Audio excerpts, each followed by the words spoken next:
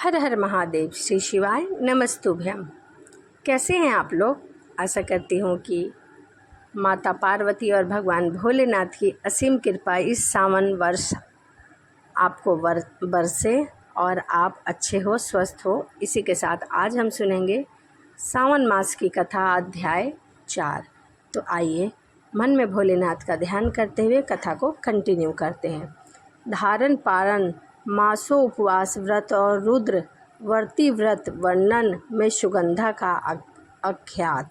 ईश्वर बोले, हे सनंत कुमार, अब मैं धारण पारण व्रत का वर्णन करूँगा। प्रतिपदा के दिन आरंभ करके सर्वप्रथम पुण्य हवंचन कराना चाहिए। इसके बाद मेरी प्रसन्नता के लिए व्रत करे।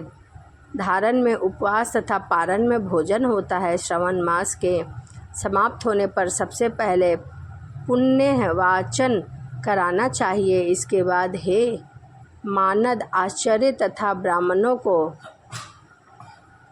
भोजन कराना चाहिए। प्रातःकाल अग्नि स्थल और विधि पूर्वक होम कराना चाहिए। ओम त्र्यंबकम इस मंत्र का जाप करना चाहिए और अग्नि में बार बार आहुति देना चाहिए। भगवान भोलेनाथ के मंत्रों का उच्चारण करना चाहिए। फिर खीर की आहुति देनी चाहिए। ब्राह्मणों को भोजन कराना चाहिए, पूजा करनी चाहिए। हे महाभाग, इस प्रकार से उद्यापन संपन्न करके मनुष्य ब्रह्महत्या आदि पातकों से मुक्त हो जाता है। इसमें कोई भी संदेह नहीं है। इस महाव्रत को अवश्य करना चाहिए। हे मुनि, श्रावण मास की विधि को आदर पूर्वक सुनिए। प्रतिपदा के दिन प्रातःकाल इस व्रत करे। स्त्री हो या पुरुष, मन तथा इंद्रियों को नियंत्रित करे।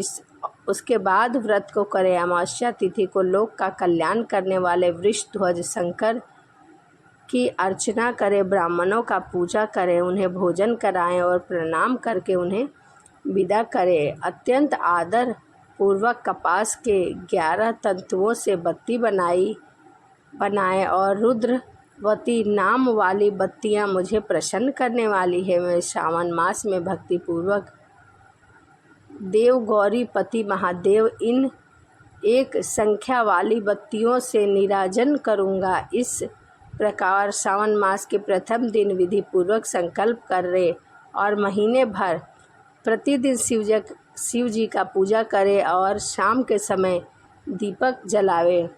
ऐसा करने से उसके सभी पाप नष्ट हो जाते हैं और भगवान भोलेनाथ खुश हो जाते हैं। अथवा प्रतिदिन 3000 बत्तियां आदरपूर्वक अर्पण करें और अंतिम दिन 13000 बत्तियां समर्पित करें। अथवा एक ही दिन सभी बत्तियों को भी समर्पित किया जा सकता है। तभी सनंत कुमार बोले कि हे देव आदि देव, हे जगन्नाथ, हे जगत कारक, कृपा करके आप मुझे इस व्रत का प्रभाव बताइए। इस व्रत के सर्वप्रथम किसने किया था और इसका उद्यापन किस प्रकार हुआ था? क्या विधि है इसकी?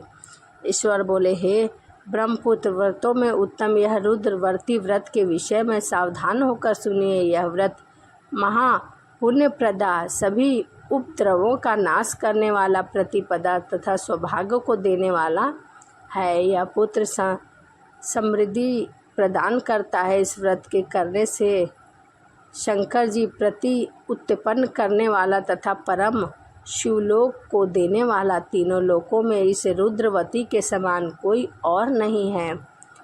उस नगरी में सुगंधा नामक एक परम सुंदरी वीरांगन थी। उसने अपने साथ सत्सर्ग के लिए अत्यंत दुस्सा शुल्क निश्चय किया था। 100 स्वर्ण मुद्रा देकर सत्सर्ग करने की शर्त रखी थी। उस सुगंधा ने युवक तथा ब्राह्मणों को भ्रष्ट कर दिया था। उसने राजाओं तथा राजकुमारों को नग्न करके बहुत ही आभूषण आदि लेकर उनका बहुत तिरस्कार किया था। इस कारण उस सुगंधा ने बहुत लोगों को लूटा था। उसके शरीर को सुगंध से कोस भर का स्थान मुग्धमय हो जाता था। पृथ्वी पर उसका सुगंध बहुत ही तेजी से फैलता था और वह बहुत ही सुंदर थी।